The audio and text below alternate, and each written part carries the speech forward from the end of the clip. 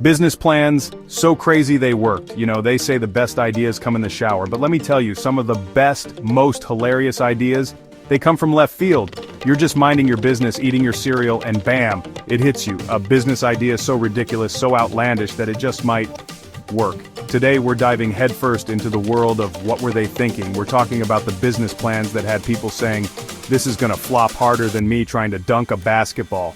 But guess what? They didn't just work, they made bank. So buckle up, folks, because we're about to take a wild ride through the funniest business plans that defied all logic and became legendary. Get ready to laugh, get inspired, and maybe, just maybe, start brainstorming your own million-dollar idea. Because you never know what crazy concept might just stick. Alright y'all, let's kick things off with a classic. Picture this, 1975, disco's booming, bell-bottoms are all the rage, and some dude decides to sell rocks. Not just any rocks, mind you, pet rocks. I mean, come on, you're telling me people actually paid money for a rock? A plain, ordinary, can't even roll itself down a hill rock? But hold up, because here's the kicker. This dude, Gary Dahl, he was a marketing genius. He packaged those rocks like they were the hottest new gadget on the market. They came in little cardboard boxes, complete with air holes. You know, so the rock could breathe, obviously. And a training manual. This manual, man, it was pure comedy gold. It taught you how to play dead with your rock, how to stay with your rock, how to make your rock. Okay, you get the point. The best part? People ate it up. Literally, millions of these pet rocks flew off the shelves. Who knew you could make a fortune selling something you could literally find in your backyard? I mean, this was back when disco was king, so maybe everyone was just a little, you know. But hey, you gotta hand it to Gary Dahl. He saw a ridiculous idea, ran with it, and became a millionaire. That's what I call rocking the business world. Next up, we're talking about a product that's so brilliant, so practical, so utterly ridiculous that you gotta wonder why nobody thought of it sooner. Ladies and gentlemen, I present to you Doggles. Yes, you heard that right. Sunglasses for dogs. Now I know what you're thinking. Azamat, have you been hanging out with Snoop Dogg again? Because that sounds like something you'd come up with after a Snoop session. And you know what? You're not entirely wrong. But the story behind Doggles is actually pretty simple. One day, a woman named Ronnie D. Lullo was playing frisbee with her dog, Midnight. But Midnight was having trouble catching the frisbee because the sun was in his eyes. Poor guy was squinting like he was trying to read the fine print on a contract. And that's when it hit Ronnie like a frisbee to the face. Doggles. She went home, whipped up a prototype, and the rest, as they say, is history. Doggles became a sensation, protecting the precious peepers of pooches everywhere. From snow goggles to motorcycle goggles, these dogs were styling. Who knew that the key to entrepreneurial success was staring us right in the face? Or should I say, right in the face of our furry friends? Chapter 3. The $1 Million Homepage, one pixel at a time. Okay, this next one is for all my internet hustlers out there. Remember back in the good old days of dial-up internet and those you've got mail voices? Well, in 2005, a British student named Alex 2 came up with $1 million idea, literally. See, Alex needed money for college. And not just like, I need a few bucks for ramen money.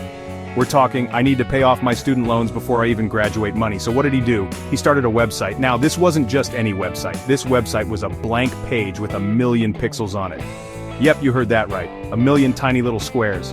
And guess what he did? He sold those pixels. Each pixel went for $1, and people could put up whatever tiny image they wanted. Now you might be thinking, who in their right mind would pay for a single pixel on some random website? Turns out, a lot of people. News sites, businesses, even individuals looking to make their mark on internet history, they all bought in. The $1 Million Homepage became a viral sensation. It was like the Wild West of online advertising. And Alex 2 was the sheriff, raking in the dough 1 pixel at a time. Chapter 4. Santa Mail. Straight from the North Pole. Well, almost. Alright, let's get festive, people. Imagine this, it's Christmas time. Kids are sending their wish list to Santa, hoping against hope that the big guy will deliver. But, here's the thing, Santa's a busy dude. He's got toys to make, reindeer to wrangle, and cookies to eat. So how does he manage to answer all those letters? Well, with a little help from some savvy entrepreneurs, of course. Enter Santa Mail, a service that sends personalized letters from Santa Claus himself. Now I know what you're thinking. Isn't that just lying to kids? Hey, we don't use the L word around here. It's called keeping the magic of Christmas alive, alright? But seriously, these letters are the real deal. They come with official North Pole stamps, Santa's special seal, and they're personalized with each child's name and all the good deeds they've done throughout the year. Hopefully there are a few good deeds in there. It's like having a direct line to Santa. Parents love it, kids love it, and the people behind Santa Mail?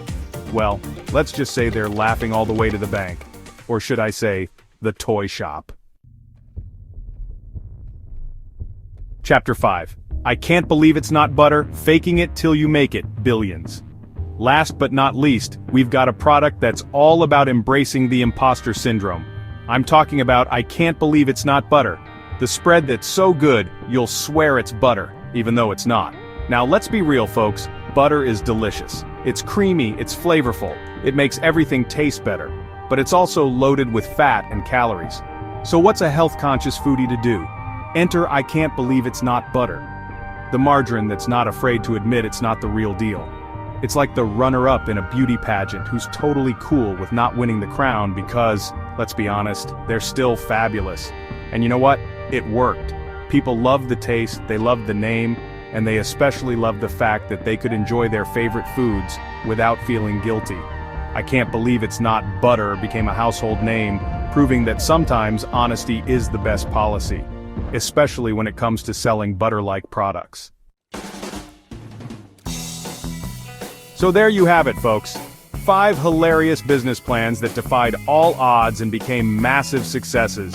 Who knew that rocks, dog sunglasses, website pixels, Santa letters, and fake butter could be so darn profitable?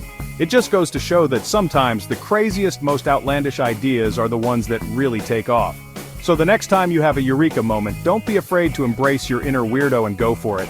You never know, you might just create the next pet rocker doggles. And remember, if all else fails, you can always start selling pixels on the internet. Just make sure you save me a spot on your homepage. Alright, I'm out. Stay hilarious, my friends.